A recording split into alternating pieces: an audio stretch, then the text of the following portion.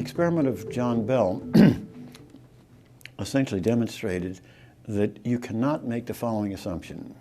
You cannot make the assumption that in an experiment of the kind that he was proposing, in this experiment there are two experimenters in two regions that are space-like separated. That means they're separated in such a way that no information from one can get to the other without moving faster than the speed of light. So you have the two experimental regions, and in each region the experimenter is free to choose at the last moment whether he's going to do this experiment or that experiment. Same over here. And then each of the experiments has two possible outcomes. And it was natural to assume, on the basis of what people thought, that the following, that the result appearing in one region should not depend on the choice made by the experimenter at the last minute in this region. This choice made by the experimenter in this region was made at the last minute. There's no time for that information to get over here.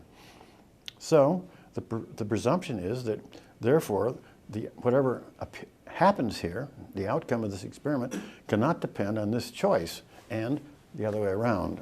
And the upshot of the experiment, well, in the first place, quantum theory predicted, if you looked at the predictions of quantum theory and the way it works, you found that the predictions violated that presumption.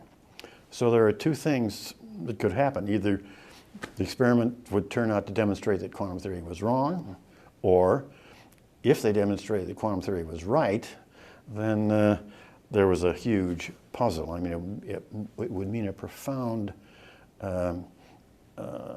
failing of what people had believed up until that moment about the physical universe, and a profound failing of our normal understanding of how the universe works, even probably before that.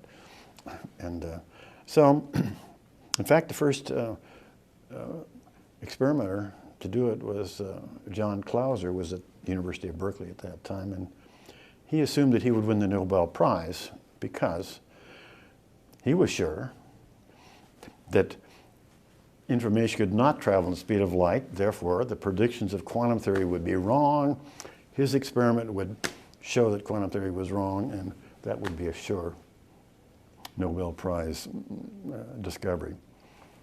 He was wrong. The experiments absolutely confirmed the predictions of quantum theory, and you're left with the conclusion that somehow there's an instantaneous sort of transfer of information. Somehow what happens here cannot be assumed to be independent of how the choice is made at the last minute here. And so that's what, and so that's what de Bell's theorem is all about. And the point is that that means that somehow nature seems to have a non-local,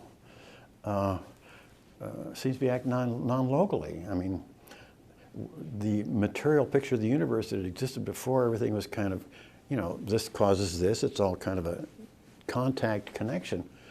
This is just a totally, you're forced to deal with a totally different reality here about how quantum theory, about how nature works. And so, of course, for those who want to believe that there's somehow a cosmic mind